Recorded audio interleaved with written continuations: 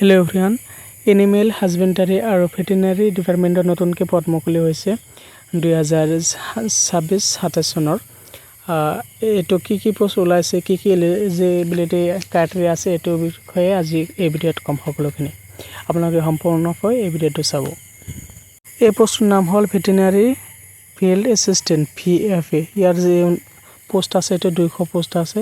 ইয়াৰ বাবে 112টা post, OBC MOBC বাবে 73 post, STৰ বাবে 10টা আৰু SCৰ বাবে 5টা পোষ্ট আছে।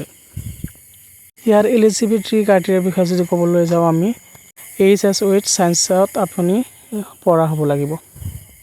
ইয়াৰ যি বয়স সীমা আছে 18 বছৰৰ পৰা 40 বছৰলৈকে আপোনালোকে এপ্লাই কৰিব পাৰিব আৰু OBC বাবে 3 বছৰ, STৰ বাবে 5 বছৰ, SCৰ বাবে 5 বছৰ, PWৰ বাবে 10 বছৰকৈ বঢ়াই দিয়া হৈছে।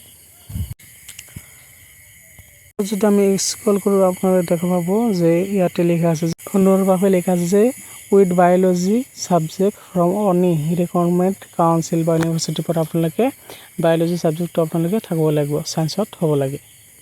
ইয়াৰ যি এপ্লিকেশ্যন ফিজ সেইটো 1 টকা নালাগে। জেনেৰেল, SC, ST, PWD সকলো বাবে সমান, একো ফিজ নালাগে। অসমৰ আন যিবিলাক পোষ্ট ওলায় তেওঁলোকৰ বাবে পইচাটো লোৱা হয়, কিন্তু এইটো ডিপাৰ্টমেণ্টৰ পৰা কোনো পইচাটো লোৱা নহয়।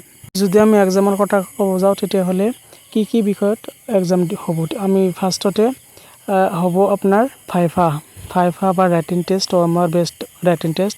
ইয়াৰ টোটেল হ'ল 120 মিনিট, কুৱেশ্যন 100 নম্বৰ হ'ব।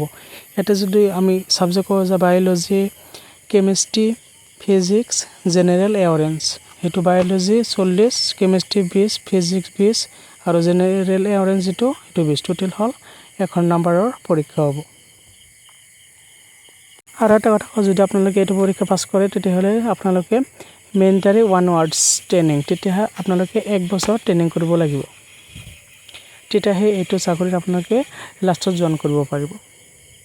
1 বছৰ ট্ৰেইনিংটো আপোনালোকৰ কেনেকৈ হ'ব, যে আপোনালোকে এলিমেণ্টাৰী কেন'লজি, এনিমেল হাজবেণ্ডাৰী আৰু ভেটেৰিনেৰী চায়েন্স, এইটো বিষয়ে আপোনালোকে তাতে 1 বছৰ ট্ৰেইনিং লোৱা হ'ব। কি কৰিব লাগে, কি কৰিব নালাগে, তেওঁলোকে এইটো বিষয়ত এইটো পৰীক্ষা ল'ব বা ট্ৰেইনিংটো ল'ব আপোনালোকক।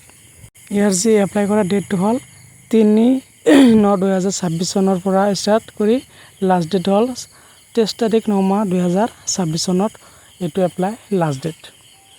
যিসকলে কৰিম বুলি ভাবিছে তেওঁলোকৰ বাবে ভাল খবৰ, তেওঁলোকে অতি সোনকালে কৰি ল'ব।